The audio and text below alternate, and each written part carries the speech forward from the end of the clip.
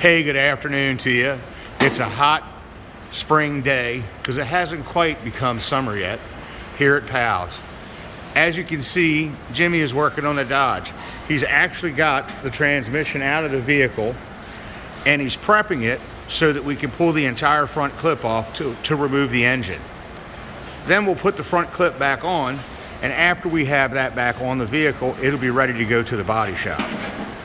As you can see, we've removed all the chrome from the outside of the car so it can be polished. And we are moving right along on this project. Hopefully it won't be too long. We'll be going back together with it. And it will be good as new. As you can see, it's got a fairly straight body on it and it looks good. Wait till it gets new paint, new wheels and tires, and we make that engine look pretty, paint it, and purr like a kitten. Anyway, if you have a restoration project, bring it to Powell's. We'll be glad to help you with your problems. We are problem solvers when it comes to auto restoration. Hope to see you soon.